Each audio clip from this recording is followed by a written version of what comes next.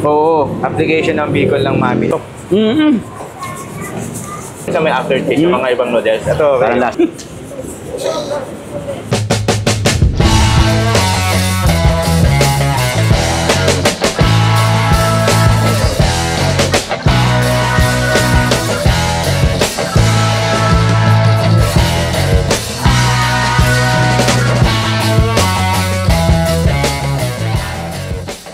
MJ, maray na aga sa'yo, ha?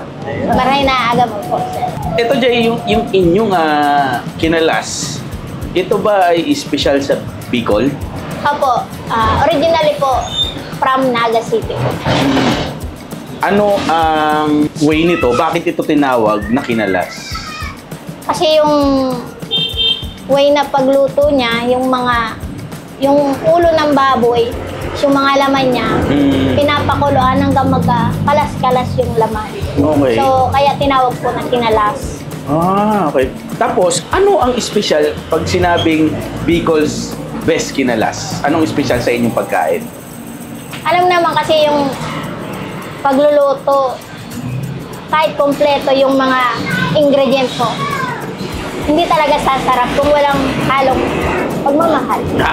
Yun ang importante, no? Ayan, ha? Lalo na kung mahal mo talaga yung pagluluto. Ito ba, pag sinabing kinalas, manghang ba to? Hindi po, ano lang siya. Depende kasi, may kumakain na gusto na manghang. So, kaya kami gumagawa ng sarili naming chili oil para sa mga kumakain na gusto ng maanghang na lasa. Tsaka kami rin yung mismo gumagawa ng fried garlic. Okay. Iba yung fried na garlic na binibili namin sa palengke. Iba rin ho yung mismo kaming lumuluto. Iba lasa pagka Iba gano'n. Mas masarap po yung niluluto mismo namin. Wow, okay, ha? Kanino mo natutunan ang pagluluto? Sa nanay ko po. Ayan, ha? Ang nanay magaling magluto din, ha? Bukod sa kinalas, ano pa ang makakain nila dito sa Bicol's Best? Meron din ho kaming lugaw tsaka pares ho. Pares meron din. At meron ka din nakita ko mga parang ulam, no? Opo, ulam. Ano ang Bicolanong ulam na meron kayo? Laing po. Laing. Or tinatawag na natong sa Lato. natong po. Nato. Natong. Yung pala ang tawag doon. Opo, natong. Sa Naga, sa Sorsogon. Sorsogon naman, tawag sa amin gulay na gabi. Pero sa Naga po, natong tawag sa amin. Ito, ang tindahan, anong oras sila pwedeng pumunta para makatave ng mga pagkain nyo? Every time mo, kahit anong oras po, 24 hours po kami dito. Araw-araw naman bukas kayo. Araw-araw.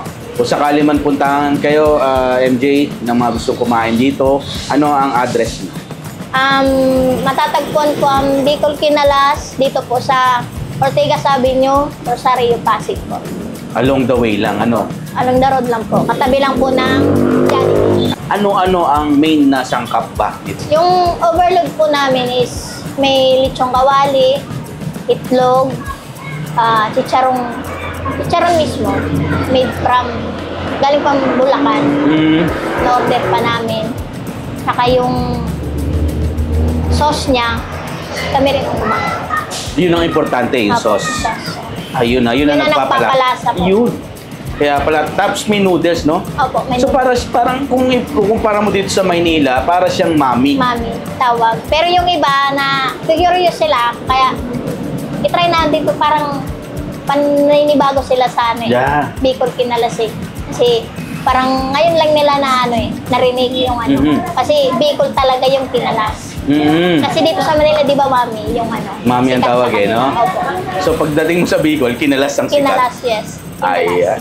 Naku MJ, mabuhay ka. Maraming salamat sa iyo. God Thank you bless po. you. Buhay po kayo. Bicol's Kinalas, Chef PJ. Yes. At ito nga ang ating episode for today. First time ko makakain itong kinalas. Bakit nga ba kinalas, Chef? Kinalas kasi parang sa sobrang pagkakulo-kulo niya, nagkakalas-kalas na laman tsaka yung Alam mo, bumibitaw mismo doon sa buto, no? Buto-buto ng baboy, no? May mga mukha, ganyan. Nilalaga. Oo. Ayan, kaya ito yung pinaka nagiging sabaw. Pagka tinignan mo siya, Chef, Para siyang mami, no? Para siyang mami na Bicol. Ito naman yung Oo. application ng Bicol ng mami nila. Yes, may noodles. Although, ang kaibahan, meron siyang lechong kawali. Yes. Merong chicharon, no? Noodles, syempre. May isang buong itlog dito. Itong in-order natin, chef, ito yung kinalas overload. Yun. Tsaka yung meron siyang parang gravy na nilalagay nila na pampalasa. Meron pa. Oh, kanina yung parang, ayan yung namumuo na, bubuo na brown na yan. Yan yun. Parang gravy na panimpla nila. Pampalasa to. Oo nga, yun, no? Ayun, no? Yes. Okay. Kanina, nung nilagay sa sabaw, medyo malabnaw. Nung inalo ko ng inalo, lumalapot, chef. Dahil doon sa gravy nila. Dahil sa gravy. Ayun, lumapot na. Medyo nagtik na yung sabaw nitong kinalas. Shoutout po sa mga kaibigan natin dyan na itong specific na kinakainan natin ngayon. 24 hours po ito. Nandito ito sa Rosario, Pasig. At originally from Naga ang nagluluto. Kaya naman talagang authentic. Legit. Legit. Kinalas. Wala mo nang any other na pampalasa si Chef PJ. Nahihilig sa maanghang. Wow. Minute. Uy, ang sarap. Patok. Wow. Masarap, Noy. Yung mga kakain natin niya, kadayo-dayo to. Ako lalagyan ko na ng sili Rex. Sarap nung sabaw. Ano lang to, katabi lang mismo ng Jollibee dito sa may Rosario. Oo. Para siyang batchoy, chef. Parang No? yun, dating ng lasa, tama. Dating ng lasa niya, parang batchoy. Ang sarap. Masarap nga ito, may anghang at saka may konting kalamansi. Pero kahit wala po, masarap na yung lasa. Mga Bicolano naggagawa ng oil. Pagbukas ko, chef. Dami mo na agad. Oo. Mukhang matapang. Ay, kalamansi. Wala tayo rito. Magto 2 years pa lang po itong tindahan na ito. Kung kayo may mag-crave ng pagkain Bicolano na kung tawagin na ikinalas, dito po yan. Makikita nyo. Natin with the oil na, chili oil. Sarap. Sarap. Okay. Aside from dito sa kinalas na pinakain namin ngayon sa PJ, meron silang siyempre special laing, chef, no? Yes, oo. Isa rin sa matitikman nyo rito. At minsan meron sila chef? Yung pagi? Pinunod. Yan. Luluto sila. Gluluto rin sila rito, pwede nyo rin matikman, ha? At paminsan-minsan lang daw yun, Yes, no? Depende siguro. Kasi medyo mahirap din natin. Jambahan. Oo. Mangan yung oil. Yep. Ragong kalapat. Nasa may noodles.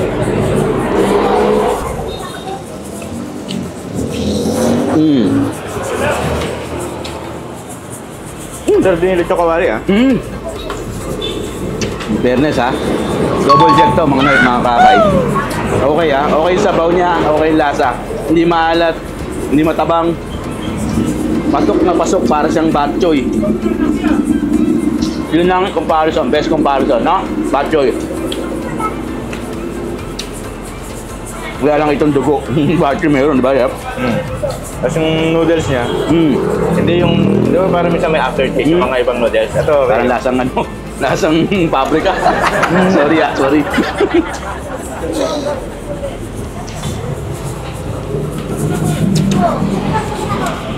Ang init ng kabaw.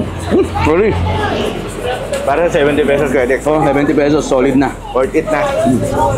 Mura, no? Yung plain na dinalas, 25 pesos, no? May noodles lang. Murang-mura pa rin. Kaya ang daming nakain pala. Kaya ang inuuntuan ng mga sasakyan. Bangang talaga. Bangang po yun. Sorry. Ang angang ng chili sauce. Nawisan na ako. Bilib ako sa mga kababayan natin sa Bicol. Matindi sa sili. Hindi ito pwedeng no? Parang napaka-puro po kasi, na mangang.